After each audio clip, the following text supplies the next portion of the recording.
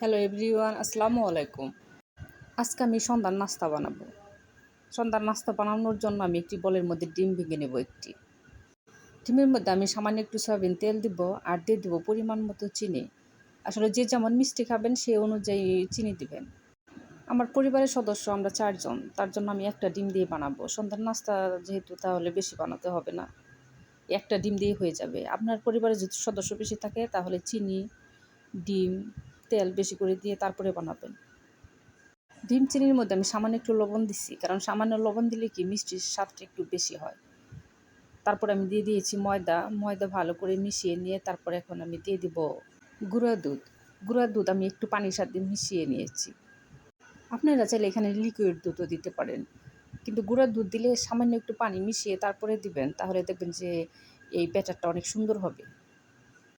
এখন আমি দিয়ে দেবো 1/2 চামচ বেকিং পাউডার আর দিয়ে দেবো 1/2 চামচ ভ্যানিলা। আমরা যে কেক বানাই সেই কেকের ব্যাটারটাই আমি আজকে করতেছি। এটা আমি আজকে করতেছি তেজপাতা পিঠা। এটা তেজপাতা দিয়ে বানালে খেতে অসাধারণ লাগে। যারা এই পিঠা খান নাই তারা একবার বানিয়ে খেয়ে দেখবেন, আশা করি অনেক ভালো লাগবে। ডিম আর তেলের সাথে চিনি এমনভাবে মিশাতে হবে যেন চিনির কোনো দানা দানা না থাকে।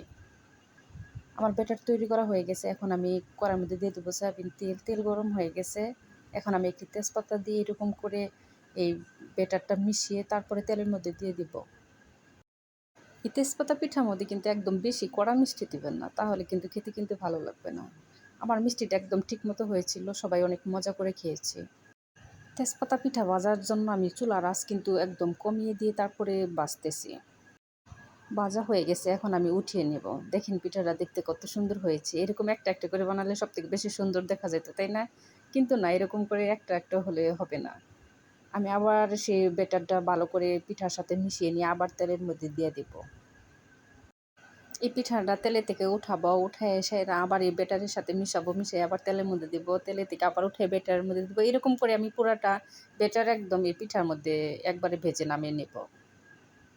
আমার চুলার জাল দেখতেই পাচ্ছেন কেমন করে জাল কমিয়ে দিয়ে ভাজতেছি। এরকম করে কমিয়ে দিয়ে ভাজবেন, তাহলে দেখবেন যে এই তেজপাতা পিঠাটা অনেক মুচমুচে হবে।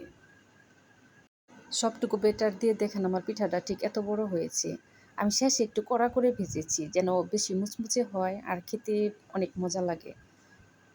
পিঠা আমার ভাজা হয়ে গেছে, উঠিয়ে নিয়েছি। আমি গরম গরম অবস্থায় আমার হাতে যেটুকু আর কি গরম সহ্য হয় সেইটুকু গরম অবস্থায় আমি ছুরি দিয়ে কেটে নেব। এই তেজপাতা পিঠাটা কিন্তু গরম গরম বেশি মজা লাগে, আর ঠান্ডা হলেও ভালো লাগে, কিন্তু গরম গরম বেশি মুচমুচে থাকে, খেতে অনেক মজা লাগে। পিঠা কাটার সময় আমি মধ্যে থেকে তেজপাতা সরিয়ে নিয়েছি। আমার পিঠা হয়ে গেছে। সবাই ভালো থাকবেন। আল্লাহ হাফেজ।